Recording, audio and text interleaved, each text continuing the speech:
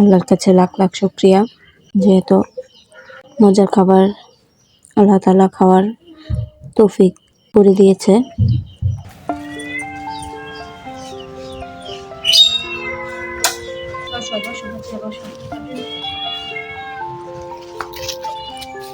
আসসালামু আলাইকুম।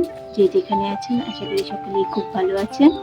তো আজকে পাতিয়ারাপুর বাজার থেকে কলিজা নিয়ে আসছি। তো আজকে আমি কলিজা ভুনা করব। তো কিভাবে করি সাথেই থাকুন আর দেখতে থাকুন।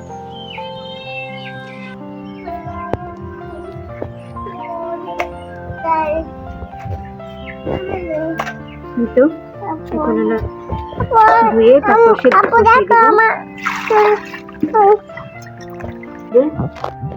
কলিজাগুলো ভাপ দিয়ে নিলাম। এই যে দেখেন কি পরিমাণ ময়লা কলিজা যার জন্য ভাপ দিয়ে নিছি। এখন ঠান্ডা হলে আর ছোট ছোট করে পিস করবো, কারণ কলিজা বড় করে পিস করলে ওইটার মধ্যে মশলা দিতে না, যার জন্য ছোট করে পিস করবো। তো একটু ঠান্ডা হয়ে নে। তো কলিজাটা ধুয়ে পরিষ্কার করে নিয়ে নিয়েছি সিদ্ধ করে। তো চলেন তাহলে রান্নার কাজে চলে যাই। রান্না করতে করতে কলিজা ভুনা করি, এটা দেখুন। এই তো চুলাই কড়াই বসাই দিলাম। এক এক করে দিয়ে দিব তেল। বিসমিল্লাহির রহমানির রহিম। পেঁয়াজ কুচি তেলের মধ্যে। এখন পেঁয়াজ কুচিগুলি ভেজে নেব। ভাজা হয়ে গেছে, যে এই পর্যায়ে দিয়ে দেব সব ধরনের গরম মশলা দিয়ে দেব। দিয়ে দিলাম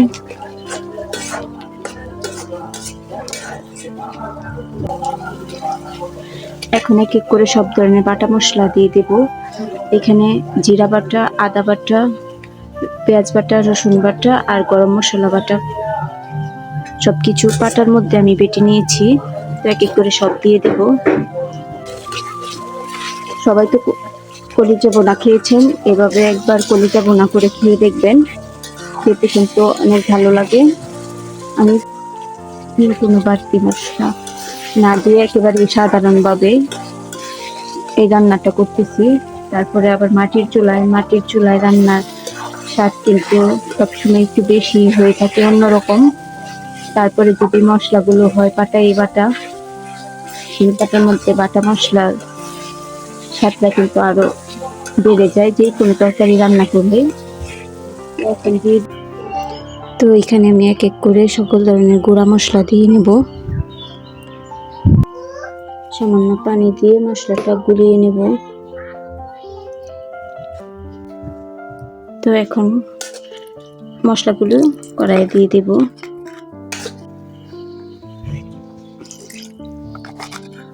তো এই তো এখানে আমি পাটায় ওঠানো পানি ছিল ওইটা দিয়ে দিলাম। মশলা বাটার পর শিলপাটায় যে পানিটুকু ছিল ওইটুকু দিয়ে দিলাম। এখন এই মশলাটা ভালোভাবে কষাতে হবে। যত ভালোভাবে কষানো যাবে যে কোনো তরকারি কিন্তু খেতে ভালো লাগে। যত বেশি কষাবেন তত বেশি মজা হবে। যাতে খেয়াল রাখতে হবে যাতে মশলাটা পুড়ে না যায়।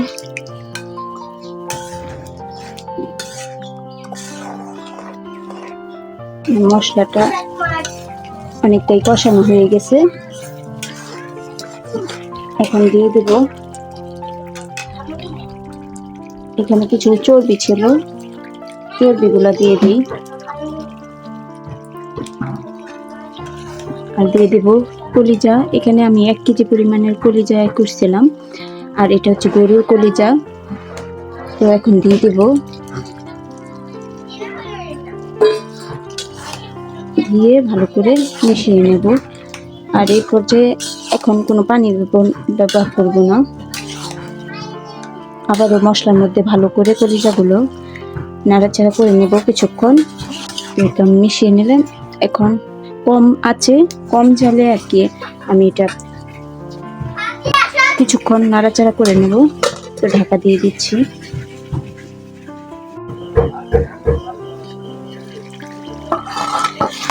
এই তো আমি অনেকক্ষণ যাবৎ এটাকে ভালো করে মাংসটাকে কষিয়ে নিচ্ছি, পানি দিয়ে নেই, অল্প জলে কষিয়ে নিলাম। এখন দিয়ে দিব আমি পানি, আর পানিটা আমি আগে থেকে গরম করে রেখেছি, কারণ তরকারিটা গরম আর ঠান্ডা পানিটা দিলে খাবার আবার তরকারির টেস্ট পরিবর্তন হয়ে যাবে, তেমন ভালো লাগবে না। আর তার জন্য আমি গরম পানি করে নিয়েছি। এখন গরম পানি মিশিয়ে তরকারির মধ্যে দিয়ে দেব।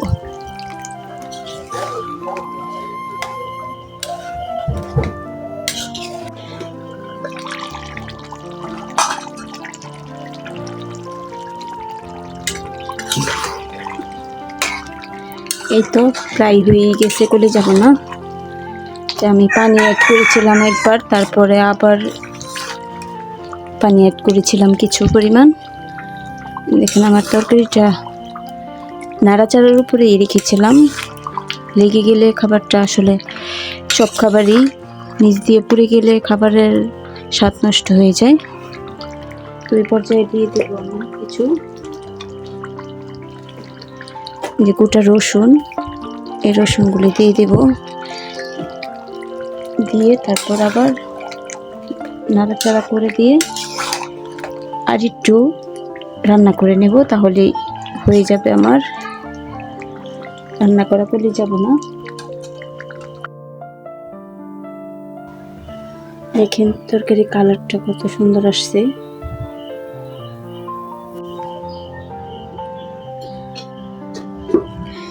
তো এত কষ্ট করে রান্না করা হলো, তো এখন খেয়ে দেখব কেমন হয়েছে। খেয়ে আপনাদেরকে বলি কেমন হয়েছে।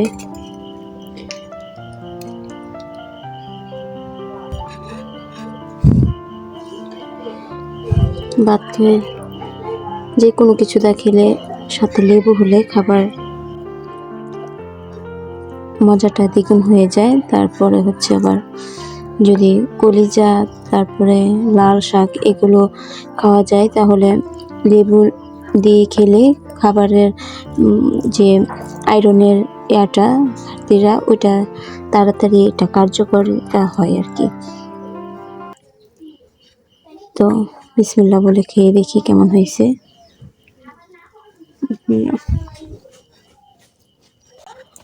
মাশাআল্লাহ, তরকারির কালারটা যেরকম সুন্দর হয়েছে, খাবারটা আলহামদুলিল্লাহ অনেক মজা হয়েছে। তো আপনারা বিশ্বাস করবেন কিনা জানি না,